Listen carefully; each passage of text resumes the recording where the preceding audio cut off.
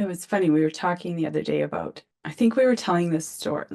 I met another mom who had had like a knee injury and then surgery and describing. And then I was talking with Charlie about when I fell and hurt my knee in our house.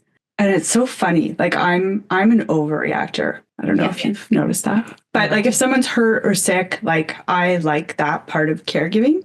Yeah. Like that's one of my love languages, right? Is like caring for this. Yeah. I hate the love languages, but whatever. But when I fell, I actually couldn't get up. I am surprised I didn't pass out. And I was screaming on the floor for help, right? And it was before 8 a.m. So Jade was, I think, up and in the shower and like opposite end of upstairs. So there's no way he would have heard me. And I think I kind of knew that, but I was screaming for the girls who were little then. Yeah. Someone get daddy. Like that's what I was screaming and like screaming. And no one even answered me or came down the stairs. I think someone said later that they came like halfway down the stairs and then they made their way to the bathroom and told their dad that they thought maybe I'd seen a mouse, that was the level of right interpretation, which I find unfair. I don't like mice, but I don't scream in like agony if I see one relentlessly. On and on. But they were very little. And like he didn't come for like a long time because he didn't think it was right. Like it wasn't a fault thing. And I wonder, I'm sure they feel guilty, right? But fuck was I mad. Like I bet I laid there for like 20 minutes. Oh my God. Yeah. Oh yeah. I watched a thing the other day and it's the caregiving, the mothering, and it's so exhausting. I watched a thing the other day from a woman. I forget what it was on. I should send it to you. Anyway, as soon as your hormones come in, your caregiving switch flips on and you spend your life pleasing, caregiving, watching out for other people's discomfort, looking to see where you can help and make things better. And then you hit menopause and the hormones go away. Oh, I like And this. yeah. And she basically was like, then you basically realize like what you want and you stop worrying about what everybody else needs and wants and you don't give a shit anymore. And I was That like, is fascinating. Does that ever land like Yeah. for me? Holy cow. Because you read about, right, like hitting menopause and just sort of like this freedom that women find, and you look forward to that. I'm curious, did she talk about like the behavioral patterns, right? Because there's maybe the hormones switch off, which for me, yes, off, which is quite lovely. I feel like they had me, I was their ball and chain. No, is that right? How would I say that? They were your ball and They chain. were my ball and chain. Thank You were their bitch. Yeah, I sure was. And so it's quite like it's lovely not to be their bitch. But I'm wondering about like behavioral patterns, like, right? Because you're used to doing the things. And so you continue to do them. I'll see if I can find it. It was just like of course, it was a reel on Instagram or something. So it was just a short snippet of a discussion. But I was like, huh, that's really fascinating because I'm not there yet, obviously, but it won't be long, I'm sure. A few more years. And I love how you throw in obviously. Obviously, I'm not. Clearly. Because my hormones are still, can you not tell that I'm still in the caregiving mode? Cleaning up puke buckets. That was so good. I love that. I took it as obviously because I'm so much younger than you. And clearly that too. I mean, I'm 3 whole years. Woo. Yeah. So yeah, I want to do some thinking about that. Yeah. Because that is really cool. I'm going to pose that to, I have this little friend group of women of which I'm the youngest, which I'm usually not ever the youngest of. I mean, other than maybe I constructed my life to never be the youngest again because I started school when I was 4. So I was always younger than everyone else. And it probably irritated the crap out of people. And so then I've always generally gravitated to being like the oldest so I could be bossy maybe. Oh, fair. Yeah. I like that. But I'm the youngest in this group. And so the conversation lately in our little WhatsApp texty chain has been menopause stuff. And is it ever like it's so cool. They send resources and books, and we went out for brunch and talked about this stuff. And we could have probably stayed all day just discussing like hormones and life and menopause.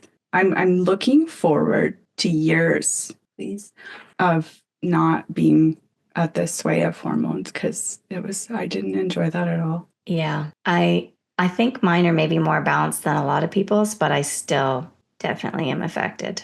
You know, it's funny because I was at a track meet on the weekend where I met this mom, but at the track meet, we were talking. So, right, we both have girls. I have only girls, lots of sports, especially track, and just talking about how impacted like performance is by hormones, like especially for women, like where they are in a cycle. And I said something about like, imagine, being an 800-meter runner, a female, and getting to like the pinnacle, right? Worlds or the Olympics.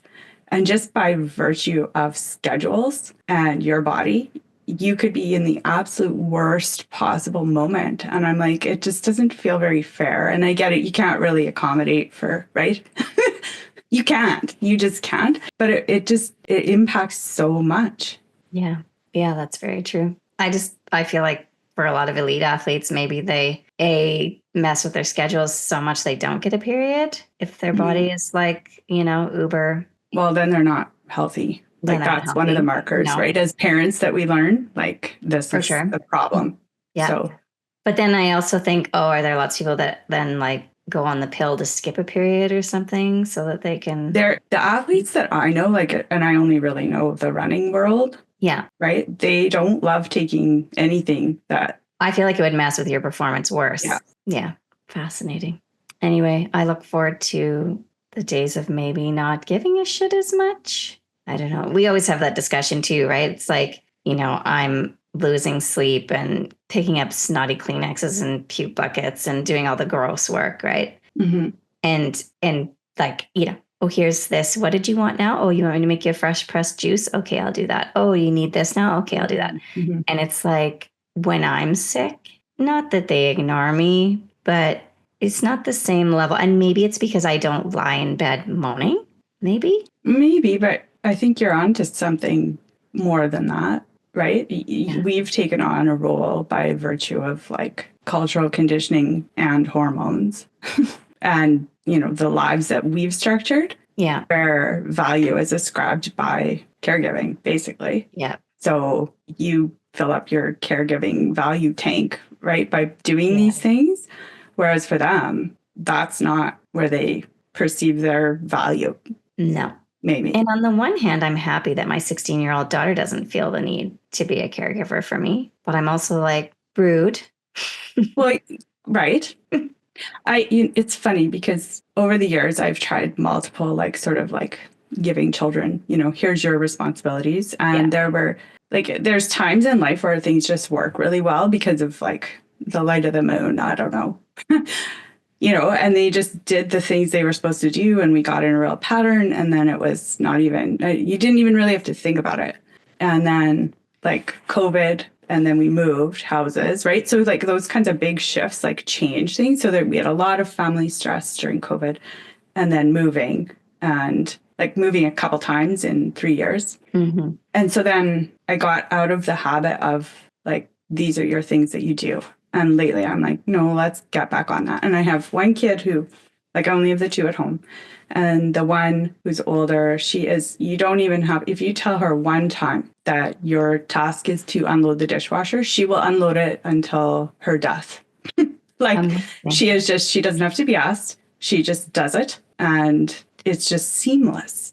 Wow. She made a couple comments about like the little sister not having. And I'm like, you know what? You're totally right. So I said, okay, let's flip days, right? Because there isn't really a similar task I thought, let's just make this easy. So I'm like, okay, every second day, right? Like blah, blah, blah. Mm-hmm. So this morning, the little one is, on the way out of the kitchen. And I said, oh, don't forget to unload the dishwasher. And like the fury, right? I'm like, oh, this is why all my dishes are chipped. Like just slam, slam, slam. And I think like partly like I was thinking about it and I'm like, partly the reason I don't enforce this stuff is because I would rather not have to have an argument about it. So then I Yeah. just do it.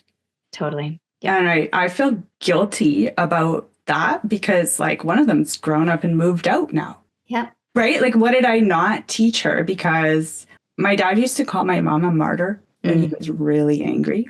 Yeah. And it infuriated me. But I feel like sometimes I kind of take this stuff on and play like a little bit of a martyr role, Amy. Yeah, it Like, happens. what the actual? I know. It happens. Yeah, the martyr thing is hard to lay down because I don't know. How do you stop it? Because like there's so many times where I'm like, nobody's gonna help me, fine, you do it all, and like, all grumpy, and then I'm like, but I'm doing it to myself. Mm-hmm. I'm choosing this. It's like you have to tell people when they're not helping or you need help. I mean, like your youngest, they'll still often be like, I don't care.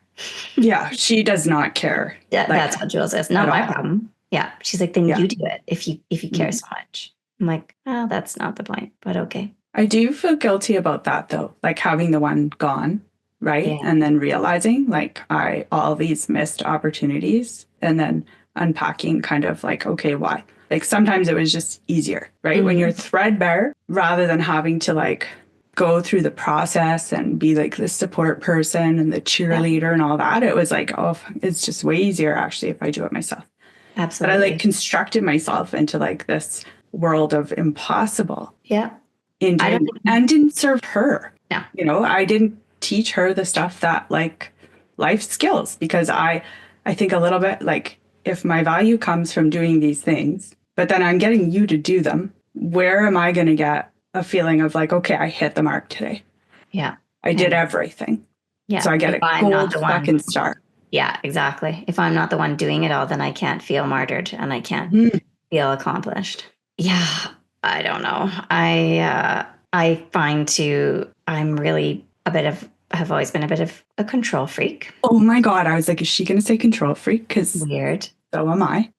Bossy, control freak. So then it's like, I want help and I want people to want to help me, but I don't exactly the way I want them to do. Exactly. I don't. Nobody else loads the dishwasher properly. So then I move things around and I have to redo it. Or I micromanage, like hovering over, and my husband hates that. He's like, yeah, mine does too. Are you going to just watch me? Like, do you want me to do this or not? And I'm like, oh, I'm just helping. I'm just like this. Help. Are you doing that way?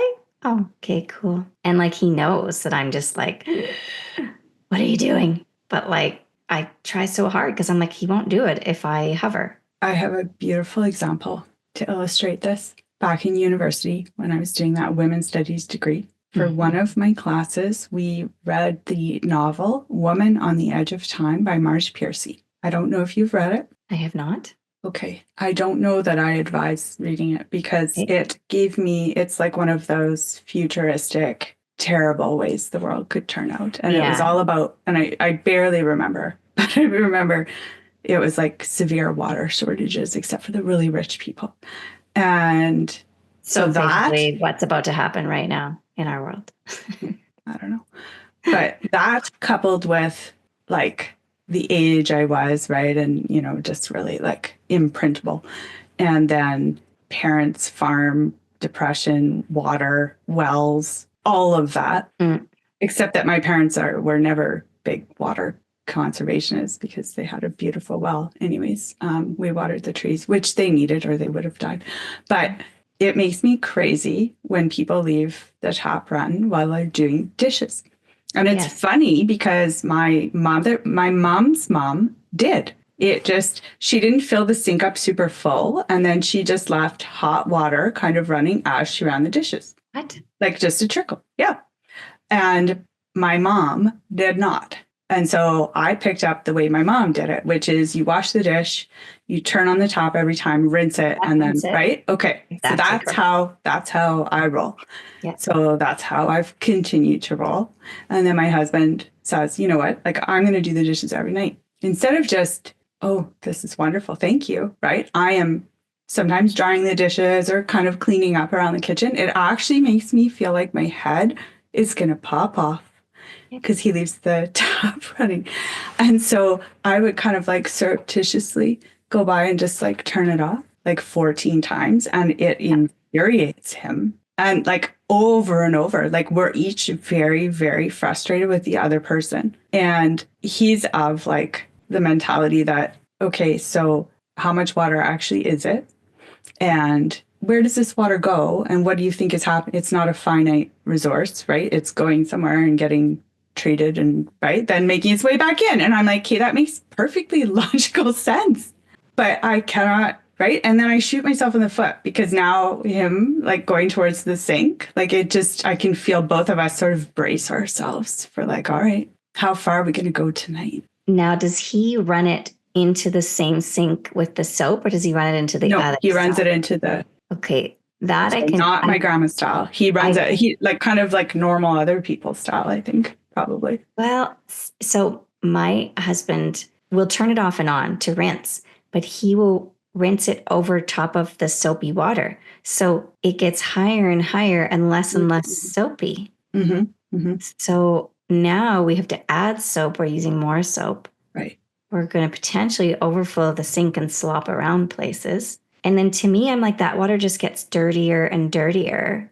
When I do it, I rinse in the other sink. Yes, I do too. And I sort of try to rinse over, right? Just in case I've missed a spot. Exactly. Sometimes I take we have a little sprayer. Yeah. And I rinse like a lot of things all at once. So I don't have to, because it does feel like ridiculous, like on-offing, right? Like it's like, really? This is stupid. But the little sprayer thing is kind of leaky. And then I have to wipe more after. And it's an impossible task to replace fixtures because nothing will ever be it won't fit the holes that are drilled. So I feel like we'll just die in this house with leaky taps. Same taps. Cool. Yeah. So do you because there are people who run the water as well while they brush their teeth? Oh my God, no. I can't run water. He doesn't do that either. That just seems weird to me. Insane. Like obviously these kids didn't grow up in the 80s with the threat of the starving, drought-riddled African children. Which is not funny, but funny because that was like not, right? But maybe that's part of it, right? Like those ads on TV scarred me.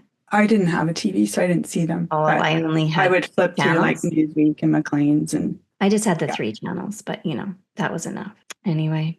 Yeah, no, the brushing your teeth, water running, my husband does not do that either. Good. That just, it seems odd. Like it just, right, because you're supposed to brush your teeth for 2 minutes. That's a long time. I know, right? I know. And I agree with him that it is a finite resource though, because the thing is, when it's recycling back to the water treatment plant, they have to use a whole bunch of chemicals now to treat it, filter it out. Like there is water loss during that process. Plus we're using more chemicals because it has to now be retreated, right?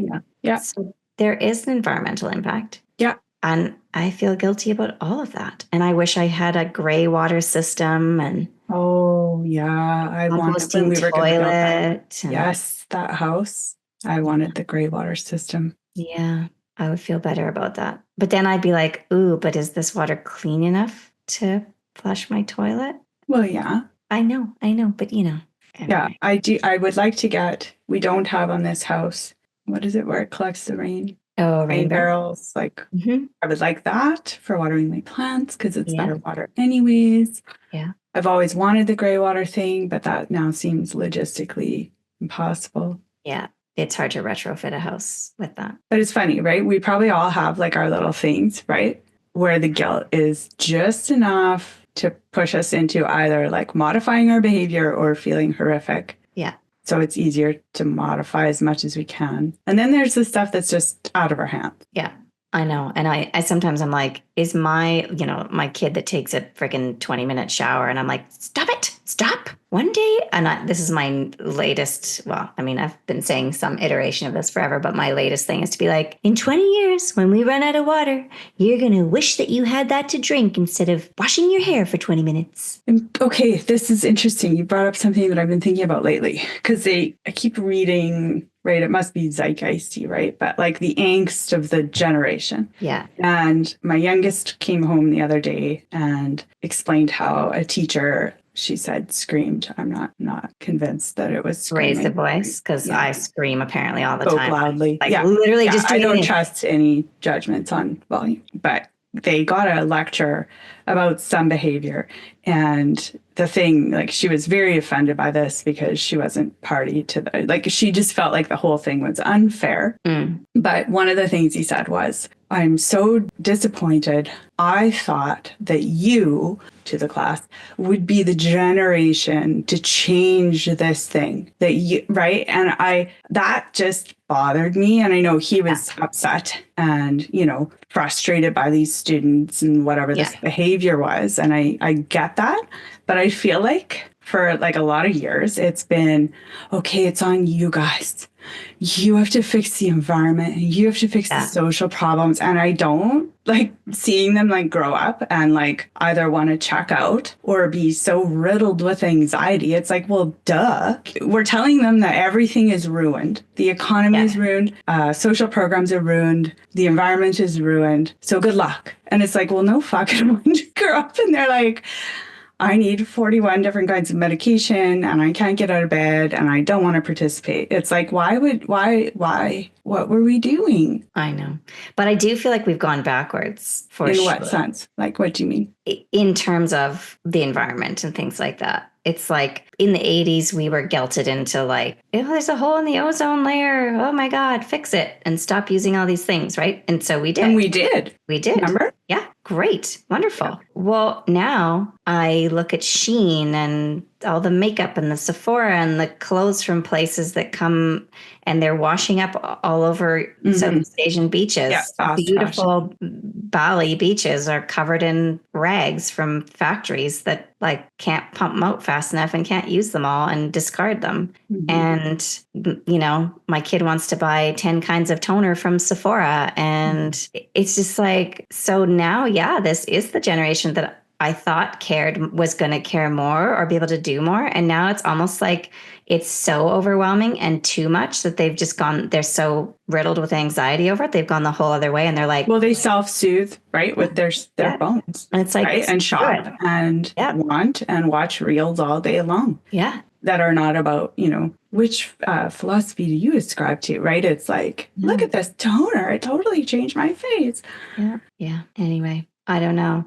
And then I feel like, well, it's not their fault. They're being marketed to constantly. And I saw another thing the other day, on the internet, as you do, that was basically talking about how the skincare industry is like destroying our skin, which I have said for a long time, because I'm like, the more you put on your skin, the more it needs, right? A basic thing, but basically talking about how we've ruined, like by putting so much on our skin, we've actually caused it to be worse and worse. And it will age faster, have more acne because we're clogging pores and we're like doing the surface of our skin that's meant to be its own little microbiome. And we're like scrubbing it off and then adding things back and like messing it up so bad.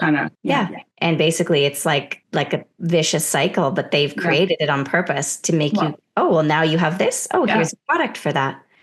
And so I think, well, these companies should feel guilty, but they don't because they're making a bucket load of money. And our children are just like duped into wanting things. And then it hopefully distracts them from the world falling apart. I wish that there was like a way that you could have, like somebody needs to make this movie, like the world, like a split, remember Sliding Doors? Yes. Right? Okay. I want a split screen kind of treatment of pandemic, right? All the disaster children. And then I want a split screen of if it had just kept going, right? Where would all that energy have gone? Where would these kids be now, right? Would sales of skincare and Sephora be through the roof the same way that, had kids not just parents given up and been like, here, go on your phone as much as you want forever, right? Like where would we be now? I'd be so curious. Yeah. And I mean, that's the thing about life. We can't have regrets and we can't relive things because it just makes you crazy. But it is an interesting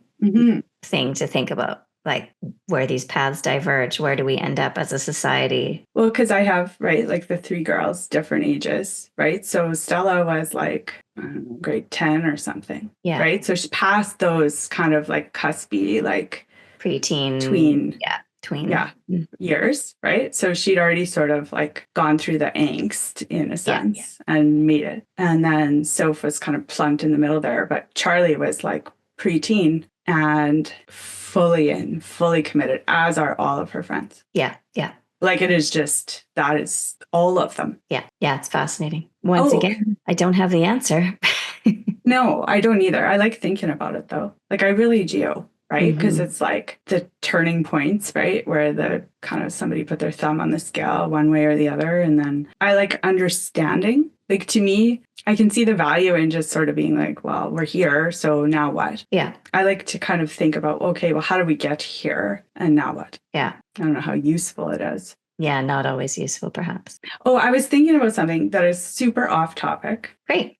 But I remember, right, like with Stella, I can't remember when she kind of wanted Snapchat. I feel like it was about grade 7, grade 8.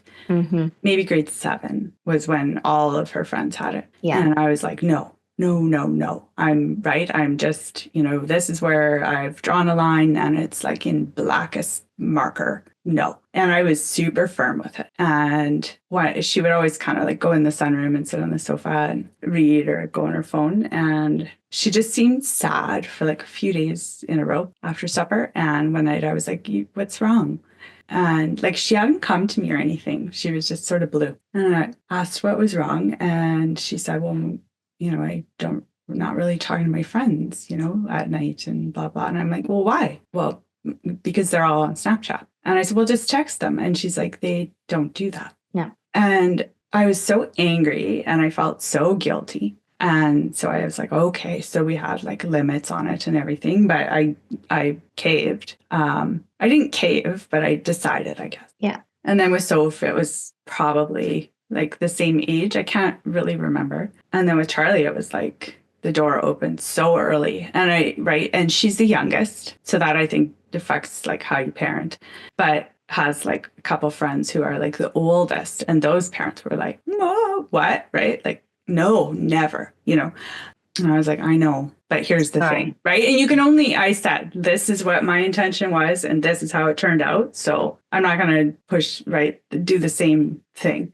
So those parents probably hate me. But it's still like, I felt so guilty about Snapchat, right? Like, and just so terrible about it. And the idea of these disappearing messages and all of that. And then one day I was thinking about it kind of recently, and I thought, but a conversation disappears. Right? Like if me and you, we're recording this, but if you and I are sitting here talking or talking on a telephone, it disappears. It's not there for posterity. You could say something terrible to me and I have no proof of it, right? I could go and tell someone, they'd be like, really? Really? Did that happen? And I'd be like, well, yeah. But unless I've surreptitiously recorded you, I have no proof of that. And I was like, is that not kind of like exactly the same thing, but like with our little fingers typing on a screen? Yeah, I guess that's kind of an interesting way to look at it because that's true. And also when you talk about like there's no proof of it, there's also, it's like the whole two sides to every story. The embellishments, unless you have a screenshot or a recording. Yeah. Stories are embellished. Who knows what actually happened? That's fascinating. I was like, why didn't we get messaging on that? Like, and maybe I'm wrong. Like it just sort of like popped into my head and I haven't spent I am so in love with, was it the Joan Didion, right? To know what I think, I have to write it down, or I don't know what I think until I've written about it. Whatever, I'm butchering that quote, but that's the only way I'll be able to work through this. So I have not done that yet. You got to write it down. Okay. Interesting. I'd like you to take that away and ponder it as well, though. I will ponder it. My problem, though, is because, as you know, I try to describe what my memory is. It's not photographic. I Googled it once because I was like, well, what's a memory that's like really prolific, but not photographic, but I can remember most things. Eidetic, I think. Ooh, I like that. I'll write it down. Look it up. So that's what I'm telling myself that I have now. Describe that, please. Well, eidetic means relating to or denoting mental images having unusual vividness and detail as if actually visible. So it's Oh, like I I'm don't the opposite, yeah, see, and I'm not it's not photographic, but I can come but up it's with super visual. super visual, so many details. So like for example, I know that we've talked about the Snapchat thing before on here, but not in exactly that way. Interesting. Mhm. I don't have a good memory. I don't know what the word for that is. Amnesia. Potentially. Yeah. No, I don't know. Yeah. So anyway, I don't know why that. So for me, I guess the point is with conversations, I feel guilty about a lot of conversations that I have because I remember the detail of it. So Mm, to me, it's almost as if it were in writing. hmm. So then if something is said or I'll ponder it later, like, oh, what did that person actually mean? Oh no, did I say the wrong thing? Did I? And I know we're all prone to that. It's human to like Ruminate, ruminate, self-flagellate. but when you actually can remember the details, and then I sometimes have to remind myself, like, that person probably doesn't remember any of this detail. I am perhaps the only one that does. Maybe that should make me feel better. I would use that as a tool to make myself feel better. Mm-hmm. And I I also don't judge other people just because I remember things that they don't. I mean, I used to, I don't anymore now that I realize everybody's different. Yeah, I've stopped that kind too, just because I've forgotten things that are important to other people, right? Where I used to think that that was not the case, that I would Yeah. remember. When I say I have a bad memory, I have a bad memory in the sense that I feel like I remember a lot, but it all mashes together and there's not good kind of delineation, right? Like there's no sections and subheadings. It's just sort of all together. Yeah, fair. That's fair. That does happen. I actually saw again a reel the other day. Apparently, I'm on the internet Sorry. too This is long. fascinating, and I do want to know your screen time on Instagram. It's not actually that high. I think people send me things. Mostly, it's my Oh, husband. okay. People send me things and I don't watch them, I know because I've including sent my you mother. and you I don't like want. things with words. Yeah. If they Well, could give me real transcripts. this woman apparently she's in the States, I think, but she has a photographic memory to the point that she can relive every single day. Like you can give her a date, she'll tell you what was on in the news, what she Oh, had she's for one of those breakfast. people. No, like literally, like what she was wearing, what she had for breakfast. If you say like, "Oh, the Challenger She has disaster," no friends. 150%. right? I'm like, how does that? How do you be married? Because you can't ever be wrong if you can No, bring it back up. Like, she cannot be married. because already, well, no, she has married and has kids, but I'm like, because I'm already bad enough with my memory that people don't like it sometimes when I bring things up in my home. And I can't fathom to that extent. What space in her mind is that taking up? So, Like, is so it then pushing something else away? that's what I wondered. But then I'm like, or does she just have more space that she's been able to access? That was exactly my thought. I Was want to like, know. what has she taken Can you over? write to her?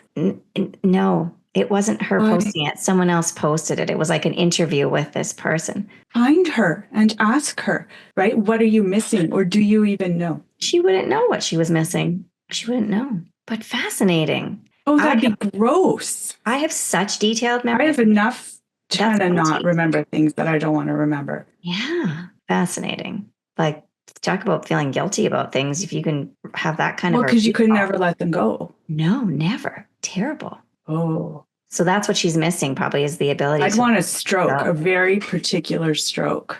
in that section of the brain. Yeah. Yeah. I don't want a stroke. No, I really do. I never want a stroke. And I really don't want the one where you give me a plate of food and I eat only half of the food on one half of the plate. And I'm absolutely convinced that I've eaten it all because my brain is making things up. I don't want that kind of stroke. That's wild. I don't want any kind of stroke. Yeah. Frankly. When I remember things, it's you know how things go, right? Like all virally or whatever. You would know on Instagram.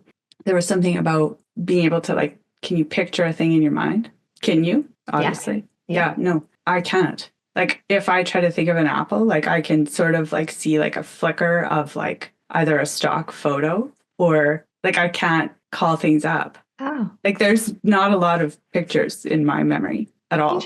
Huh. I feel like I'm missing that part. And it's a little disappointing. Like when I try to think of like events, like I can remember feelings, right? And what I thought about it, but I can't. And has that always been like even as I have no idea. There was no Instagram or Twitter or whatever where I heard about this thing. Like, I don't know.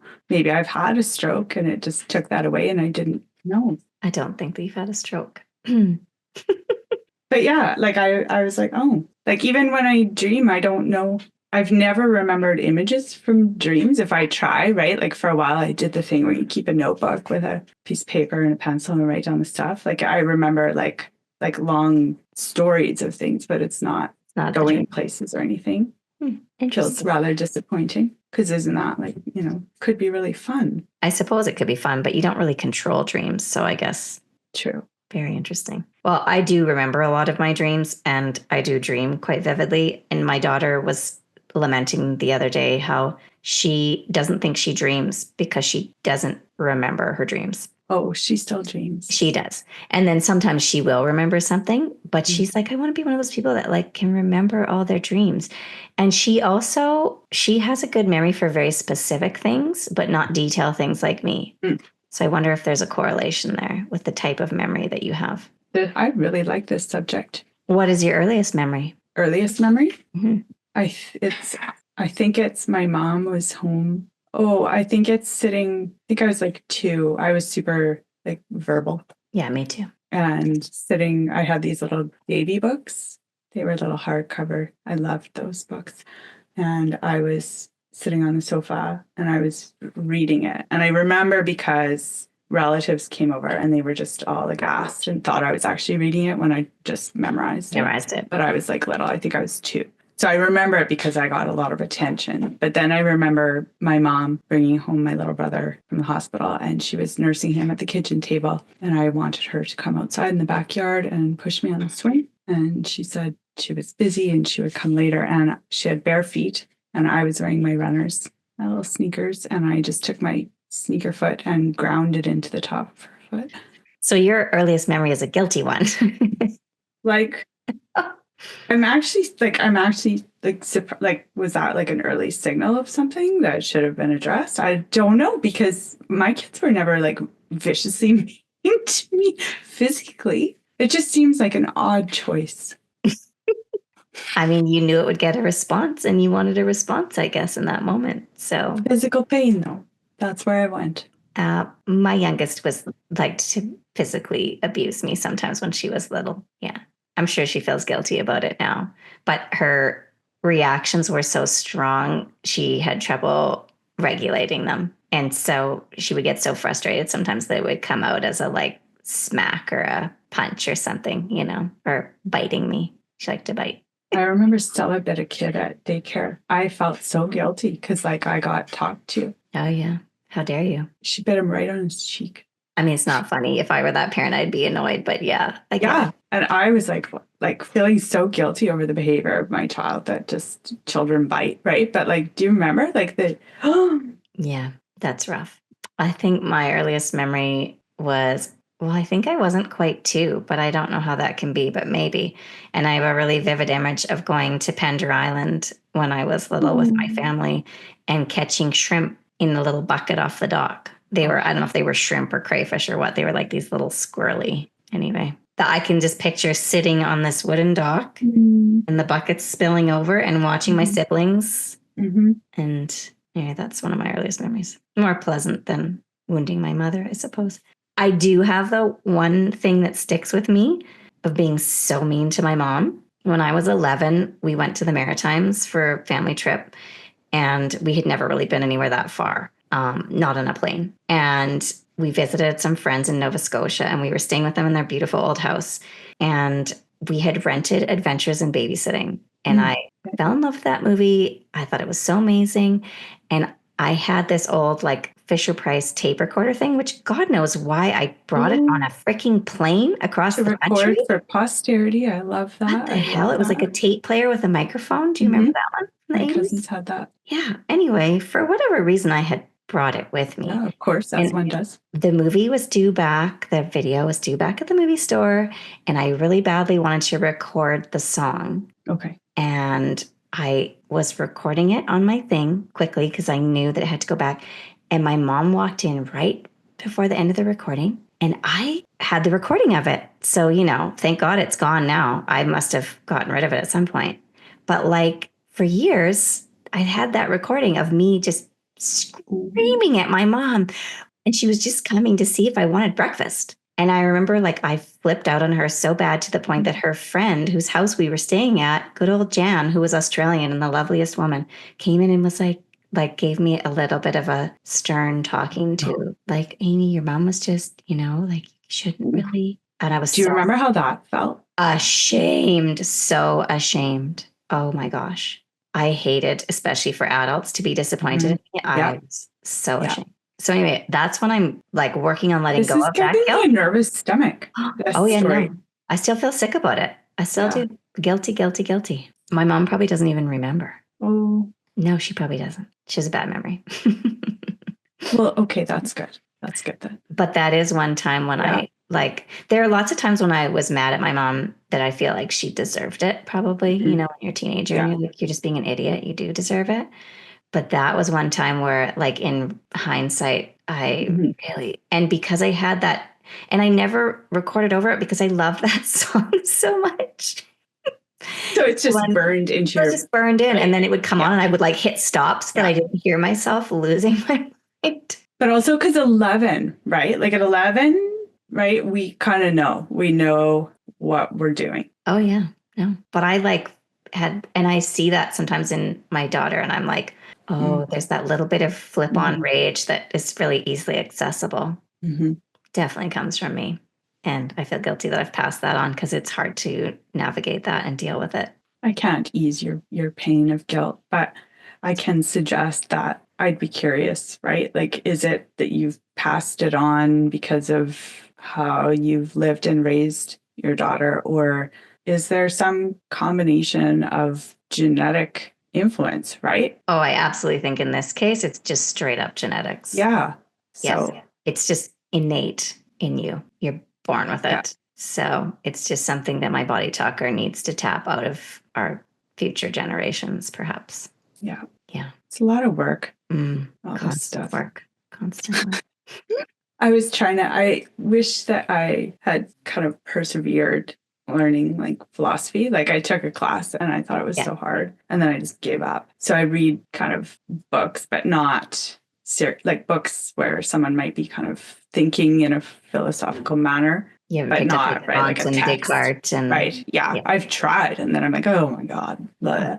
But I'd like to, but I'm like, is there an easy osmosis way? No, there isn't. But have you seen the show A Good Place? Yes. Or The Good Place? Okay. Yeah. I love that show. I think it should be, other than, segue for 1 second. We'll come back. Since the pandemic, we kind of watched TV together, like as a family, like regularly a little bit. And so we find a series that, is appropriate for the youngest person in the room, of which there are truly not many. So sometimes we're digging for it. And we started watching that show, and I can't remember in the first couple seasons, like there's the odd little, sly thing where I'm like, okay, well, if she gets it, it's not that bad. And probably she's not reading the whole intent of the line. But because we've watched like a few series over the last few years, I've noticed that seasons 1, 2, 3, no mentions of porn. And then it's like, I don't know what happens, but it's like every episode of every show, all of a sudden there's like significant references to porn. It's actually making my head want to pop off because A Good Place was like so good. And then all of a sudden the season changed and I was like, okay, here we go. We're at the point where now every joke in every episode, there's going to be at least one joke about porn. Interesting. I haven't really. I would like for someone, I'm going to put these all out kind of into the ether. I would like for someone who's a grad student to turn that into a project and explore what happens. Why does porn all of a sudden bubble up? Do they hire new writers? Do they feel pressure? Is it an algorithm thing? Like, why? Anyways, it drives me up fucking wall. Now you sound like a crazy church lady. But anyway, back we go. I sound like a crazy church lady? Why? It reminds me of my aunt, a born again Christian, and her the great evils of the world preaching on about porn. So just, I don't appreciate kind of the endemicness of it. I don't know what it serves. Fair. That's fair. We have And normalized. I don't want to have to explain like to a 10-year-old what porn is. No, definitely. And I don't feel like they need kind of subtle pushes throughout every single TV No, series that's that out is there. true. They probably That is get true. enough of it. Anyway, back to. But I was like watching that show, and so I've watched that show a couple times because I love it so much, and read like interviews with the creator and everything, and just treating like moral philosophy, like it's done so well. And I'm like, if everyone could watch this, right? Like, and think, like it's so funny and smart. But then I'm like, maybe I could use that show as like a launch pad to kind of like examine different thinkers and facets. And so I got my little friend ChatGPT. I'm like, help me use the show The Good Place to design like a program around learning. And so it gives me like questions and then suggested readings. And I got stuck on the very first one because it was, I can't remember what now, of course, because I can't remember anything, but it was like doing good things for other people. Right. And then I'm like, okay, but am I only doing those good things fundamentally for me so I feel better? And I'm like, okay, so what if I did a good thing for someone, but no one knew about it, right? Like it was a secret. And I'm like, well, still I land on, am I just still doing it for me? And I can't wrap my head around it. And I have to, like, every single thing leads back to, I'm just doing it for me. I hate to be the person that says, I saw a reel about this week, but ironically, I did. And it was actually. Oh my God, are you serious? No, I can't even make this up. I have to think about what it was exactly, but it was about like our society is at such a stage of comfort that there's so much self-reflection, which is great, but can also. I love that. Too much self-reflection. Yep. So, but it was talking about how one of the things that we can do to get out of a constant state of like lack, and it was about like the whole abundance thing, and feeling poor or feeling like you're in a state of lack, and like, oh, we're going to head into a recession and the economy's like, all these things, right? Hunker down, everyone. Yeah. And it basically said like that if you donate, and whether it's of your time or money or energy, but if you are helping someone, it immediately puts you into that mindset of abundance, because you know that you have more than that person, therefore you can give. And so it's not a bad thing, because it's like they're benefiting from you giving, and you're benefiting from feeling grateful and feeling more abundant. That might help me. I would actually propose to you that that's not a thing to feel guilty about, but actually something to just embrace and be like, yes, I have been gifted with all these things, therefore I can gift this to you. And then you get back the thing tenfold, they say. So, you'll just keep getting more and keep gifting more. And the whole thing is that it helps. Tricks your brain, or trains your brain into knowing that actually you have a lot and more than other people that you're able to share, and then feel grateful because you can share it. That framing might help, because I don't want to feel guilty about like my rationale. I like that you said like the age we're in, or you said something, right, where we just have too much time to think is what I heard. Yeah. And I think that's so true, right? Like there is way too much. And I wish I didn't parent in that stupid, gentle parenting. How do you feel about that, right? What are you feeling? Yeah. Like, oh my good Lord, I do not think that's been helpful. Too much introspection, too much rumination. Yeah. We need a little bit more of the get out and fucking shovel the driveway. Exactly. Go do some physical labor. Like I got to go plow that field, or we're not going to eat this fall. Yeah. You can think while you're doing something, but don't just think all the time while you're scrolling on your stupid phone looking for more toner. And on that note, it is 1:00. Yeah, you got to go do your stuff. Children feel guilty about the number of Shein outfits that you want and the amount of Sephora that you think you need to apply to your skin. Feel guilty. 100%. Hallelujah, sister.